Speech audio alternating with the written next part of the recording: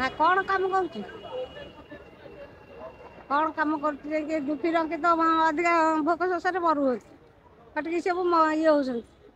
ଆଉ କ'ଣ ଦେଇକି ସୁବିଧା କ'ଣ କରିଦେଲା ମୋହନ ମାଝି, ସେ କେମିତି ହଉ ହଉ ହେଇଗଲା, ଏତିକି ହେଲା କଥା।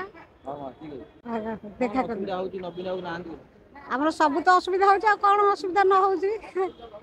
ଆଉ ଆମକୁ ଯେଉଁ ପ୍ରତିଶ୍ରୁତି ଦେଇଥିଲେ ଇଏ ସେ କରିଥିଲେ, ହେଲେ 3000 ଦେବୁ ଅମକ ଦେବୁ ସମକ ଦେବୁ, କିଛି ନାହିଁ। ଆଉ କ'ଣ ଅସୁବିଧା ନ ହେଉଛି, ସବୁ ଫୁଲ ଅସୁବିଧା। ଖାଇବାରେ କ'ଣ ଆଳୁ କିଲୋକୁ 40 ଟଙ୍କା ହେଲେ ମୂଲ୍ୟ ମଜୁରିଆ ଲାଗୁଛନ୍ତି, ସେ କେତେ ଆଣିବେ, କେଉଁଠୁ କ'ଣ କରିବେ, ଖାଇବେ ସବୁ। ସବୁ ସୁବିଧା ଆମର ସେତେବେଳେ ହେଉଥିଲା, ଦିଅ ପ୍ରତି ସବୁ କାର୍ଡ ଫାର୍ଡ ଯେଉଁ କରିଥିଲେ ଇଏ ସେ କରିଥିଲେ, ଆମେ ସେଥିରେ ସମସ୍ତେ ଉନ୍ନତି ହେଉଥିଲୁ। ଆମ ଛୁଆ ପିଲା କଷ୍ଟ ବୋଲି ଯାହାକୁ କହନ୍ତି କଷ୍ଟ।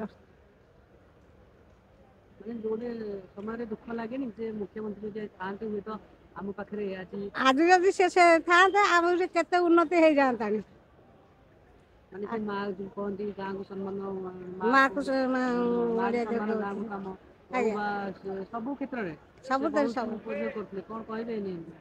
ଆଉ କ'ଣ ବା କହିବୁ ଯାଇକି, କେତେବେଳେ ଦିନରେ ଯଦି ଈଶ୍ୱର ଯଦି ଚାହିଁବେ ଫେରି ଆମ ନବୀନ ବାବୁ ଫେରି ଆସିବେ, ଆମ ବିଜୁ ଜନତା ଦଳ ଆହୁରି ମଜବୁତ ହେବ, ଏଇତିକ କଥା। ଆଉ ଠାକୁରଙ୍କୁ ଏଇଆ ଆମେ ଆଶୀର୍ବାଦ। ଗରିବ ପରିବାରରେ ରେଟ୍ ଯେତେବେଳେ ବଢୁଛି ଆପଣ କେତେ କଷ୍ଟ ଲାଗେ? କଷ୍ଟ ତ ଲାଗୁଛି, ଆଉ କ'ଣ କରିବୁ ବାବୁ। କିଛି ନାହିଁ, କିଛି ନାହିଁ। ଲୋକ ମଲେ କି ଗଲେ କି କ'ଣ ହେଲେ ସୁଦ୍ଧା ତାଙ୍କ ଦୁଆରକୁ ବି ଆସୁନାହାନ୍ତି, କି ତାଙ୍କୁ ବି ପଦ ଭଲରେ ପଚାରି ବି ପାରୁନାହାନ୍ତି। ଫେର ତାଙ୍କୁ ଯିଏ ଯେଉଁଥିରେ ଅଛନ୍ତି ଦୁଃଖ କଷ୍ଟ କରିକିରି ଯେଉଁ 2 ପଇସା ପାଇବେ ବୋଲି ଅଛନ୍ତି, ସେମାନଙ୍କୁ ବହିଷ୍କାର କରିବେ ବୋଲି ଲାଗିଲେଣି। ଆଉ କ'ଣ ସୁବିଧା କରିଦେଇଛି ଆମ ପାଇଁ। ଆଉ ସେ କହୁଛନ୍ତି, ମୋହନ ମାଝି କହୁଛନ୍ତି, ମୁଁ ଲୋକଙ୍କ ମୁଖ୍ୟମନ୍ତ୍ରୀ, ଲୋକଙ୍କ ସେବା କରିବି।